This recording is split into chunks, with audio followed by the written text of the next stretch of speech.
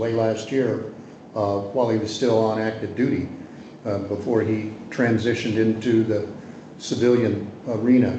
And so we've tried to hone this message over that time by starting out with a whole lot of stuff in here and then whittling it down and taking it out over time. Actually, what we have worked up for you is Adam's going to turn on a program here shortly that will allow you to participate in this with us in terms of what your knowledge is now and what it may be both after the presentation, and we also have a little bit of a improvement exercise for you at the end. We'll be talking about these kinds of things that you see in our list, starting with definitions and the core similarities between individual resilience and organizational or infrastructure resilience. And we'll talk about those topics down into what it really takes for a good resilience initiative and some key takeaways. So, you know, you can go ahead and take out your phone, scan that QR code.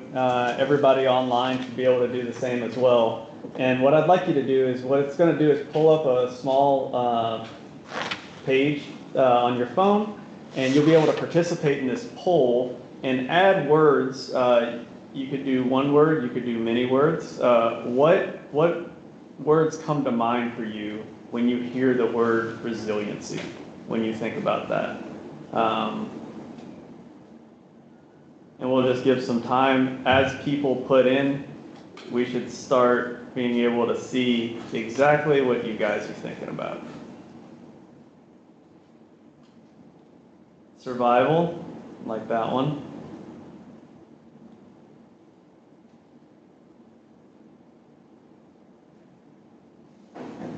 Strong, safety, critical, adaptive.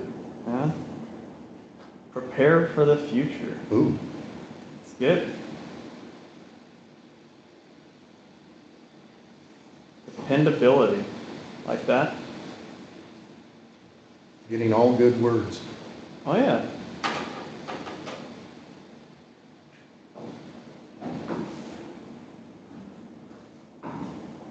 Adaptation, challenging. Mm-hmm. Okay. I think we've got just about everybody's input. Performance. Okay. I like it. So, yeah, just looking at this little word cloud, and I'm sure there's, you know, another 50 to 100 words that people could type in when they hear this. But thank you for your participation in this. It's interesting and how these concepts will start laying out in the rest of this presentation. And we'd ask you to think of these words as you go forward, and as well as some others that we're going to suggest. Yeah. Now I have one more for you. So based on your knowledge of resiliency, I'd like you to, and you should be able to open your phone back up. You don't have to rescan, it should just transfer it for you.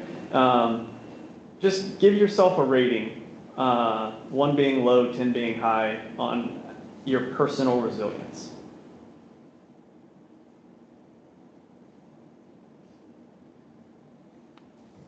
All right.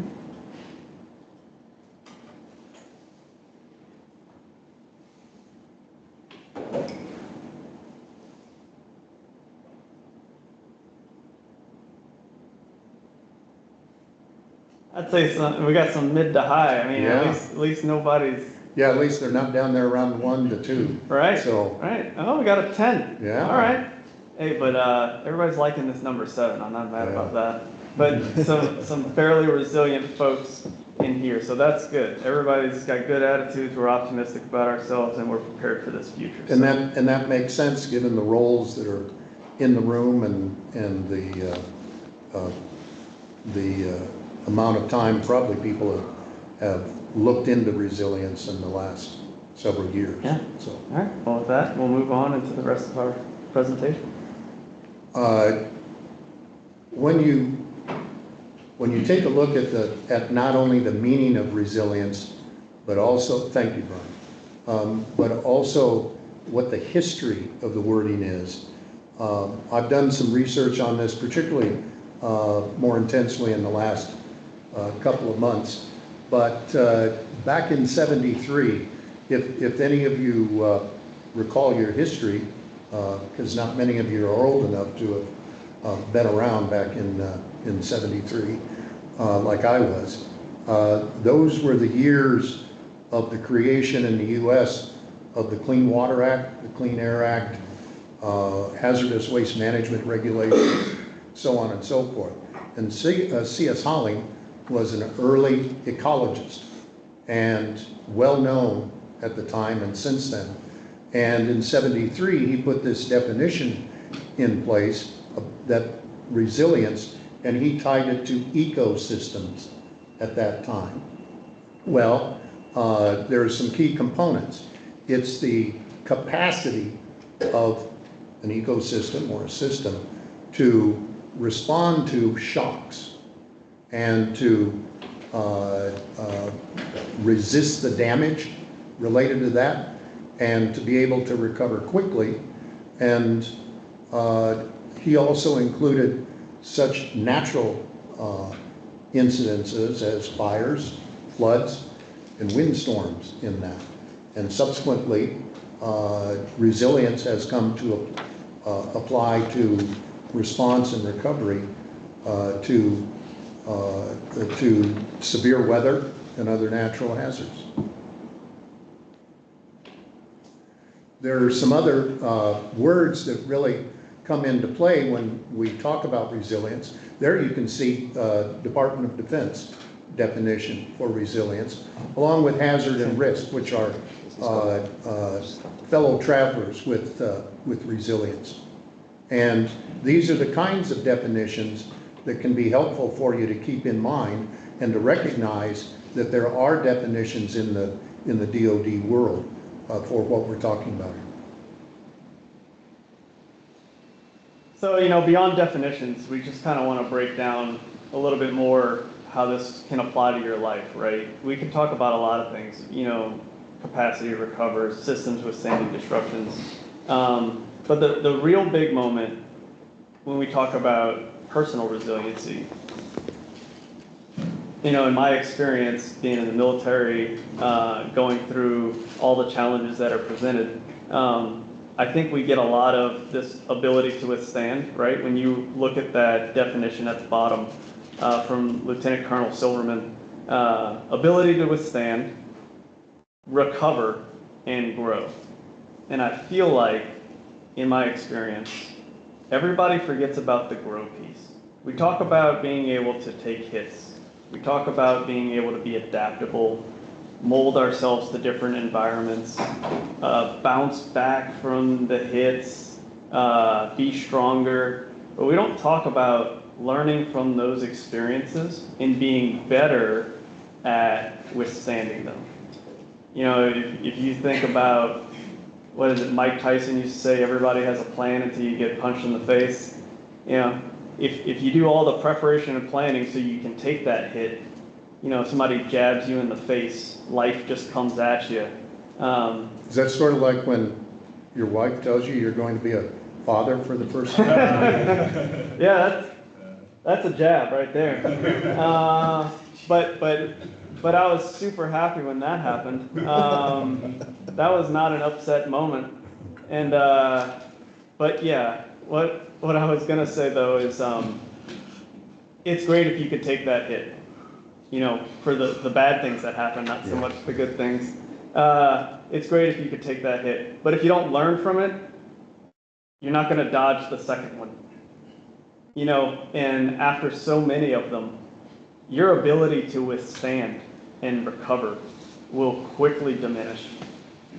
And then as soon as that's gone, you're in a bad place, So take that lesson, remember to learn and grow as we also experience these life's challenges.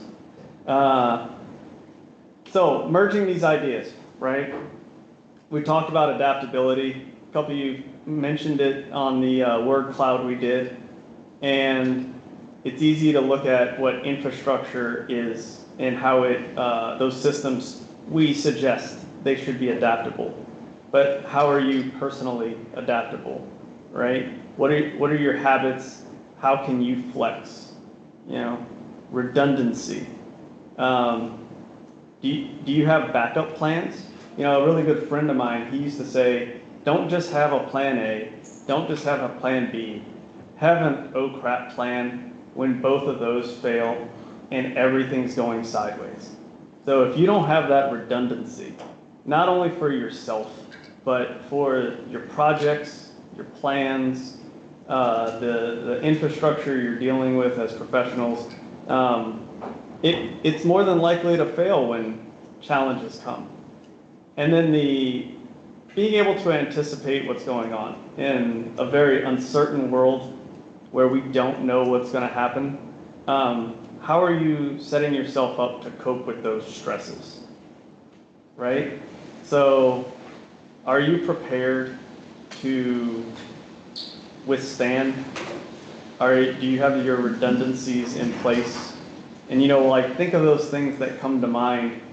You can't anticipate every future outcome, but you need something that can support you when those disruptions happen, right?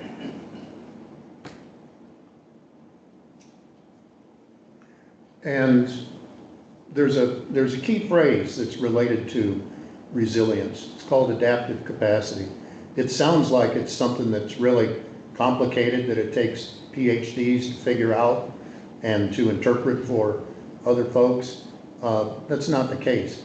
Adaptive capacity just means the ability of a person, in the case that we're talking about here, or a piece of infrastructure, an asset, to be able to be modified. How flexible is it? Can it be moved? Can it be adjusted structurally to accommodate a mission in another way? Those kinds of things. And people fit into that as well, whether the exposures are natural hazards such as you see up there, or if there's some of the things that Adam talked about coming down the pike towards you personally.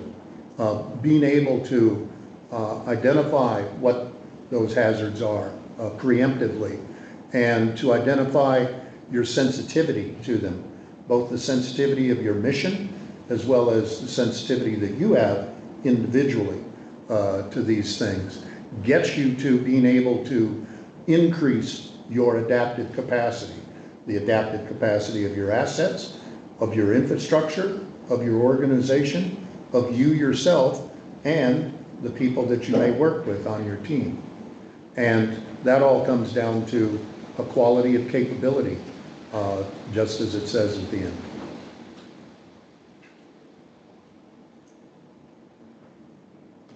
And here's some more terms that we come into when we talk about adaptive capacity: exposure, sensitivity, and then looking at vulnerability, of which those three items in combination help you get to. And as it indicates here, in terms of your mission, you can look at these things. What are the things out there that threaten your mission? Personally, what are those things out there that may threaten the well-being of your family, the stability of your job, the presence of good schools in your neighborhood or nearby, your ability to have transportation to and from work, those kinds of things. And then looking at what's mission critical, whether that's an asset or it's a function within your life or your operating practices. All of those come together in terms of increasing adaptive capacity. So let's start making these things actionable, right? And we've talked a lot about ideas, we talked a lot about concepts. When it came to adaptability for me, for instance, I recently transitioned out of the military, finished off my 22 years with the Air Force, and that adaptive concept really came into play. And in fact, it's still playing a role. I'm still trying to figure out what new skills I need. What do I need to change? How do I fit into a new culture? How do I adjust my language? How do I do all these things, right? So I'm having to practice my own resiliency on something as simple as that, even though it's very complex. Remember these ideas as you're thinking about what adaptive means for you personally. You know, it might be you have a new goal in mind for yourself, whether that's lose some weight, you know, read more, be more present with your children. What hobbies, what behaviors, what decisions do you have to start making better choices on? And how are you adjusting your own adaptability? You know, that's a new way to think about resilience, right? Because those pillars in our life, those relationships we have with ourselves, with our family, play a very important role in our resilience. How important are those concepts to you all? You know, how present are you for those things that you deem important in supporting your life in what it means for you to be resilient? And are you getting after them? You know, so think about how you're going to have to adjust to those things. It's not just like, you know, on here it talks about, we got an example from Harvard Business Review that found that people who can adjust their skills are more likely to get long-term job opportunities. So right now, AI is the big thing, right? How many people are adjusting to AI, playing with it, practicing it, or are you avoiding it? Are you using it to just help you write emails, or are you actually learning how the systems work and helping yourself be more resilient to job loss, maybe? Something to think about. All right, and the redundancy. We talked about people supporting us. What are those strategies for you? You know, maybe that is a financial stress is something that you're concerned about. Maybe you know, buying a home, buying multiple properties, or what skills do you need? We talked about that. But one of those things I like on here talks about coping strategies, exercise, hobbies, therapy that help you manage stress. How are you dealing with that? You know, the answer shouldn't be just well, I'll just drink more beer next time, or you know, is it walking outside? Is it playing sports? Is it going to the gym? That's one for me. It's really like one of my, it's my church sometimes, is going to get a good workout, and it puts me in a good mental space to start the day. But if I can't go, what's my backup plan? Well, maybe I'll just do some stuff at the house with a YouTube video, right? How are you still answering the call to keep your personal redundancy for resilience built up? You know, if you've got a support network of friends and all of a sudden they're cut off, well, how else are you having a good social network? What are your backup plans? Is it the folks you go to work with? Or is it more family members? Is it utilizing social media to connect with people through, you know, whether it's WhatsApp, Teams, SAME, right? Who are the folks that are there to support you and checking in on you? Make sure you have those backup plans. And anticipation and risk management. So chances are the reality of life, stuff's going to happen, right? And one of the ones that I like putting in a good context for all three of these things, for adaptive, redundant, and anticipation. Think about a comedian. I like comedy. Y'all watch comedy? Right? How many times have you seen, maybe, even in person, a comedian get on stage and just bomb? Right? They get the hecklers and they just can't put up with it and they just have to walk off the stage. Or they just keep doing their set all the way through it, do the full hour or however much time, and they fight through the crowd noise. Yeah? And they go home, cry about it, and get back on stage. But if you ever hear the comedians on any podcasts or anything like that talk about it, bombing, even the really famous ones that have been doing it for they got a career, like your Bill Burrs or, some of these big names, but they almost expect it to happen, right? Even like Jerry Seinfeld has talked about, like, you have to grow up and just take your lumps, and they know it's going to happen. That's their anticipation. Like, as much as they plan and prep and they want to have a good set, make everybody laugh, sometimes the jokes just don't land. So what does that sound like to you, right? Sometimes you just have to accept the reality of sometimes something's going to happen. Well, what are you doing about it? Sometimes you just have to accept that this is going to happen, but am I going to get back on that horse and ride it again? Or am I giving up and choosing a different path? So you need to think about that emotional preparedness of dealing with those situations, because that is what's going to help you not only withstand the blow when it happens, it'll help you recover from it afterwards.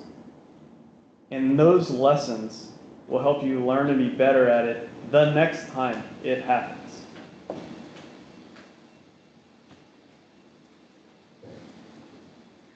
When I was doing research, I was, as well as finding C.S. Holling's definition of resilience as a start point, I also found this in about the middle from resilience expert Dr. Stephen Flynn.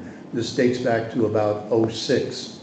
And he put the context of resilience into these 4 components with stages of prior to something happening, during something that's happening, and then after it happens, of robustness, resourcefulness, rapid recovery, and adaptability to lessons learned.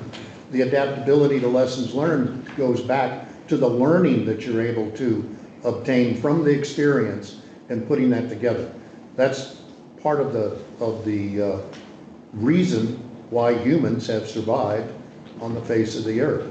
They learned from very serious mistakes that they and others made, and then turned it around to where they were able to improve their chance of survival after that.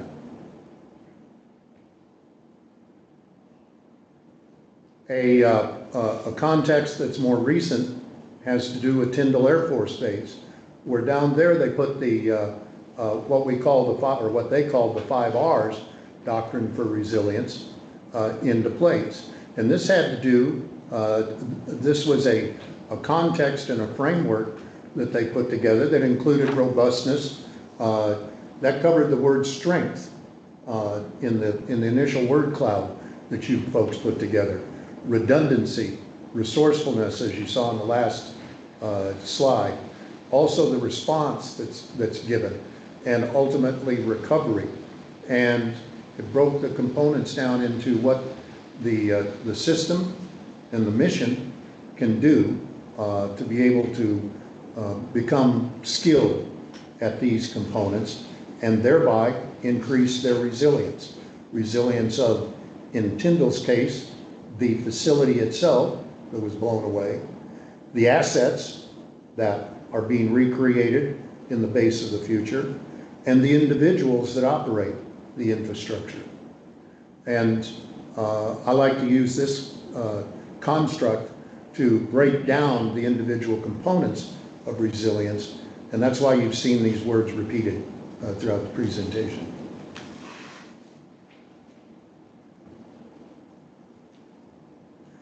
And also you can see parts of how this has been adopted by others. In this case, it's the Army, looking at asset categories and measures in terms of adaptive capacity and what it takes to increase the resilience of infrastructure. In this case, they use an example of a hypothetical post.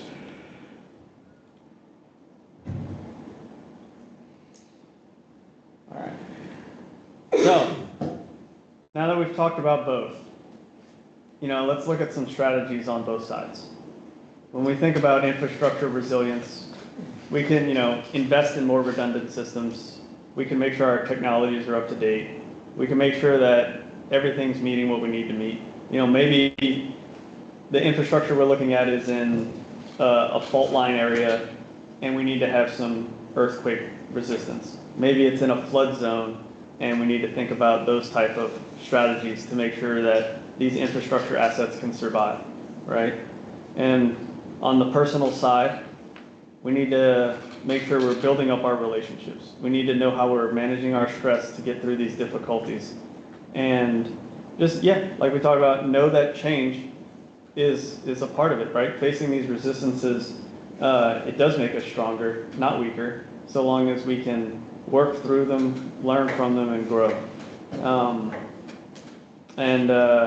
Now that we've kind of gone through those, is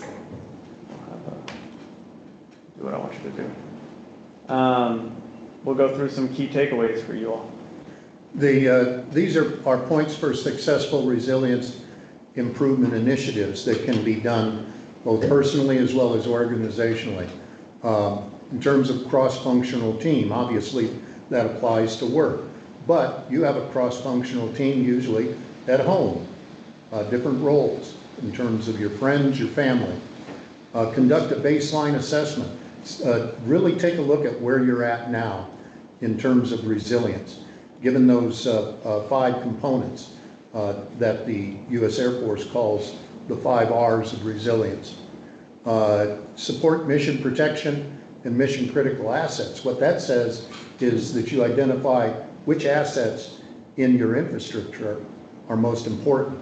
It also says what parts of your mission with your family and your individual life are most important to you to protect, and require systematic risk-based analysis, include adaptation and management practices, process improvements, and consider those components that I mentioned earlier of exposure, sensitivity, adaptive capacity, where infrastructure and where personal vulnerabilities lie. And looking at the infrastructure and property assets and the mission. And that applies to your business or your company, your organization's mission, as well as your own personal mission. All right, some more key takeaways, right? So there's no cookie cutter answer to resiliency. We had our little word cloud at the beginning. This is another interesting one that I happen to find with even more lines of words, and you'll see a lot of the ones that you guys already mentioned, right? Adaptability's in there. But you have to find the answers for yourselves. You have to get the help that is going to get to the solutions that you're looking for.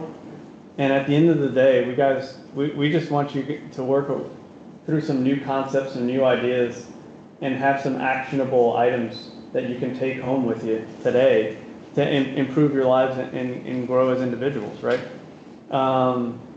And with that, we're going to do a little exercise. So I will attempt. Let's see, pass these around a little bit. Take a few minutes and we'll do these. So you'll see some prelim questions on here. Read through them.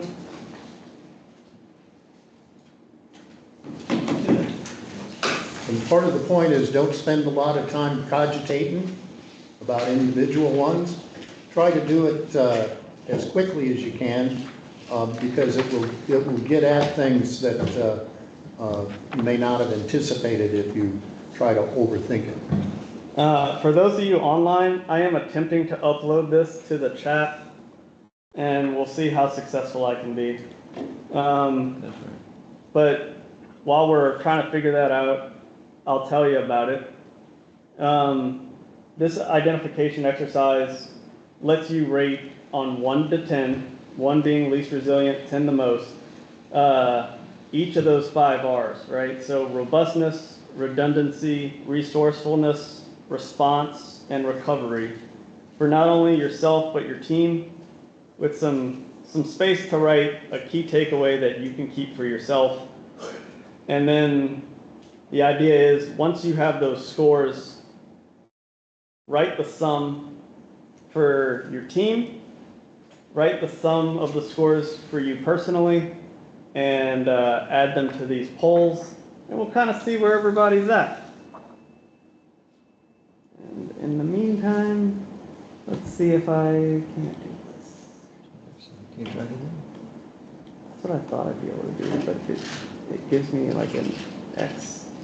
You have to go good plus. Yeah, it just says delivery options. So this one.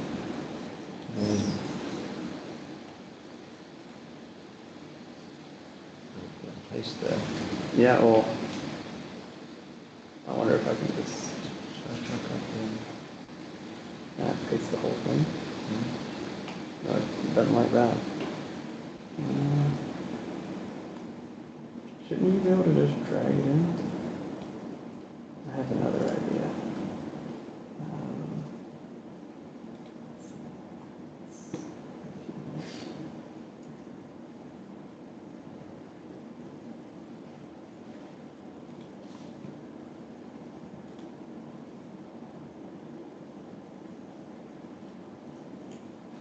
Well, this won't be pretty. Copy that accent. Yeah. That's probably work then.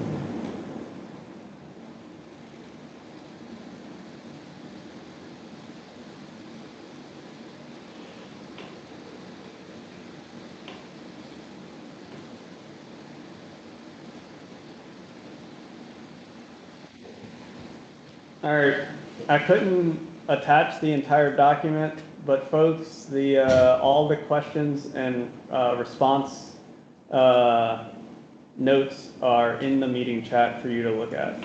And those of you online, just like everybody here, can also participate. Describe to them the mechanics of the scoring mechanism you want to use. Sure.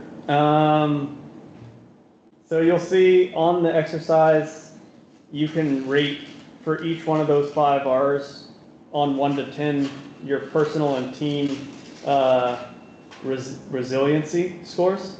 And then once you have answers for each of the 5 R's, add up your personal score and add up your team score.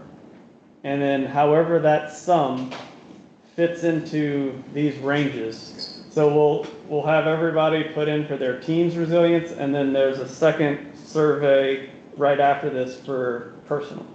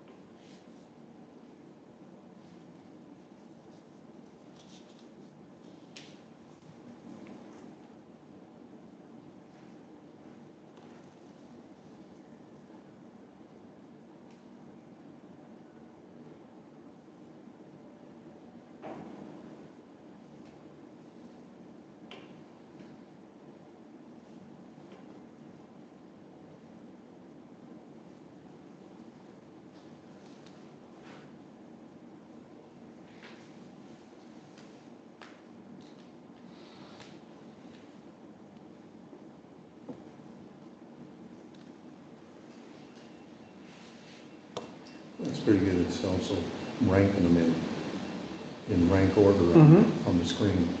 I didn't expect that. That's pretty cool. Gotta love live polls. Mm-hmm.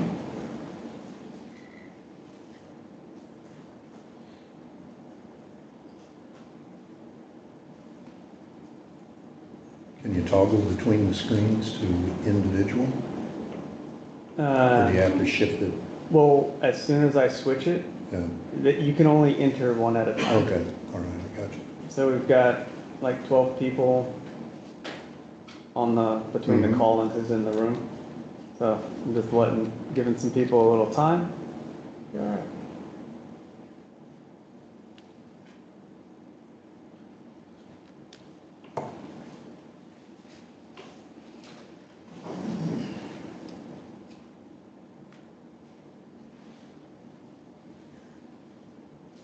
And then also the questions that you see on the one pager are for you to put down today and then take with you, and then keep it around your cube, your desk at home if you work out of your house, or if you work remotely, your office, and take it out from time to time and see how those responses might change over time. Mm-hmm.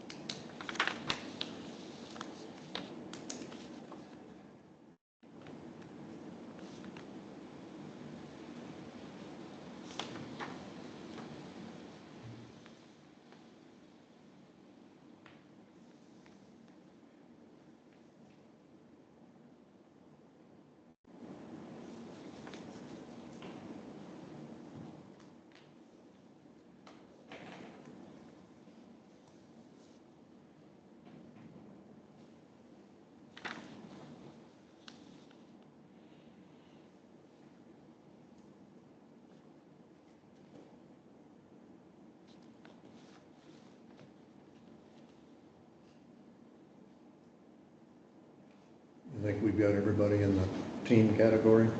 Yeah. I'll switch over to the other poll.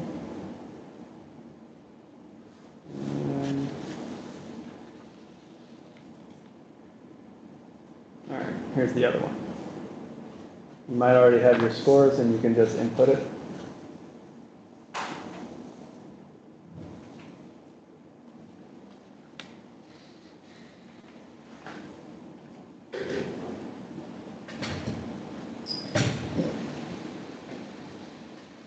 Coming out pretty high from the beginning. That's right. You know, some of you might be thinking back to how you originally answered the question. Everybody was 7, 8, 9, 10. You know, maybe after thinking about some of these concepts that we've walked through today, now as you're answering these questions and thinking a little bit deeper about it, you might uncover some things that you weren't so sure about. And even if you're maxed out 10 out of 10 on every single thing, I promise you there's something that you can do to help yourself to take action and be even more resilient in the future. So hopefully some of those preliminary questions you see on the exercise are helping you think about those items and having some takeaways on things that you control, right? Even if that's in your team with an organization, what are the things that you can control to help make that stronger? All right. Not too bad. No, I think that's great. So It's too bad we can't do a side by side, but it is what it is. I can flash back and forth. So this was how everybody rated their team. We got a little bit more of a mix, a couple in the 1 to 10 range, and mostly in the 31 to 40 range. I think that's pretty good. Mm-hmm. Everybody's got something they can work with. And then on the personal side, you know, looks like a tie between the upper ranges of resiliency. So that's fantastic to see. Oh.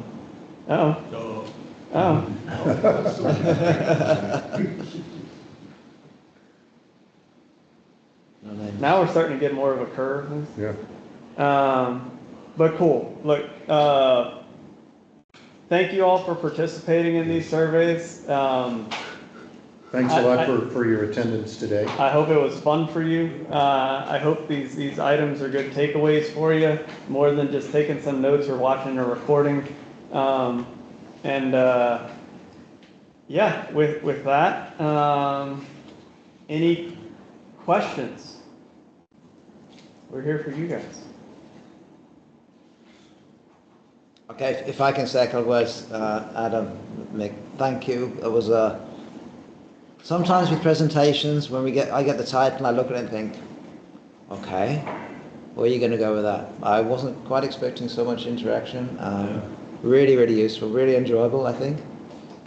Certainly giving a different slant to what we usually talk about with resiliency. You know, as engineers, we're talking about, you know, water supply, electrical supply, microgrids, cost, right.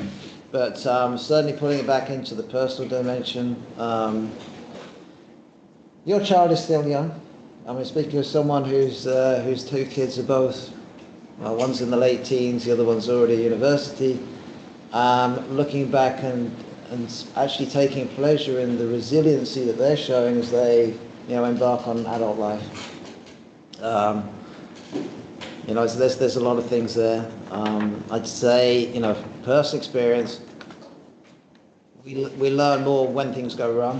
When things go right, it's all good, everyone's happy, but when things go wrong, it's how you recover, how you deal with that, and then being able to, I think, you know, possibly because of the people we have on the call, maybe things are a little bit skewed. I think a lot of the people here have got a lot of experience of working in industry or working in the military and solving problems. There's nothing like solving problems and coming out the other side, building confidence, and that maybe feeds into some of the results. So yeah, any questions online? Just looking in the chat. Chat from Charisse. This was very useful, enjoyable, insightful. Thank you. Thank you, Charisse. Any other questions? I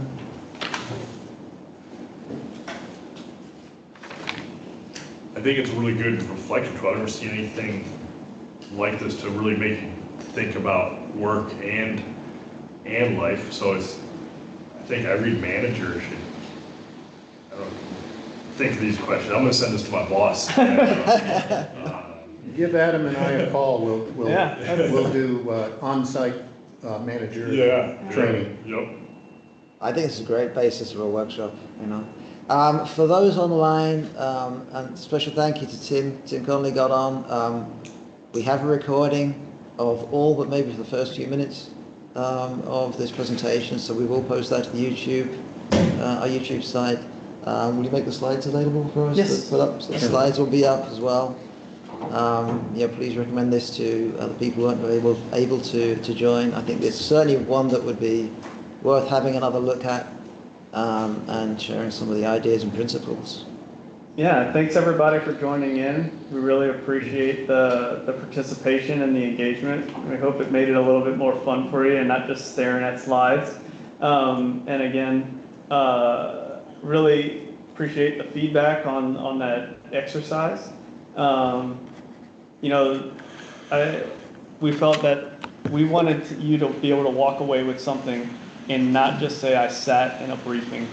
You have tools, you might not have answers to every single one of those questions right now. And if you don't, good. That's okay. You have something to think about. If you're the person who was in the range of 1 to 10, good. You have something to work on. But now maybe you have some tools and some new ways to think about how to solve those challenges. Like Brian said, there's going to be challenges. I know having this child is certainly making me more resilient, teaching me all kinds of things.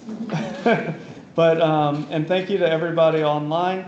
Yes, a copy of the questionnaire will be available with the slides. I'll make sure those are provided.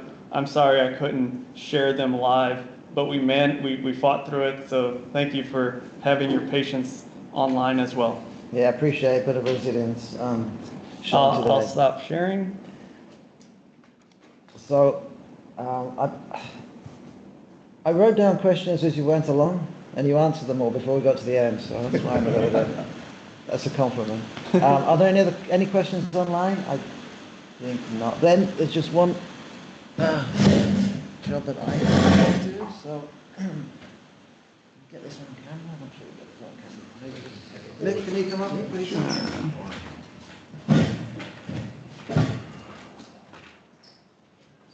So Mick, thank you very much for the You're presentation. welcome, Brian. Thank you. And in your hand is one of our newly refound All right. Europe District coins. Thank you.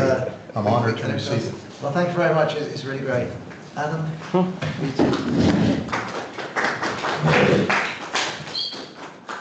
There you go. No expense there. Thanks very much. It's really, really good. Great job. Thank you very much. Thank you very much, everybody online. Thanks for joining us. Our next presentation will be in July. Microgrids, it will be online. Hope you can all join us. Thanks a lot. All right. Thank you.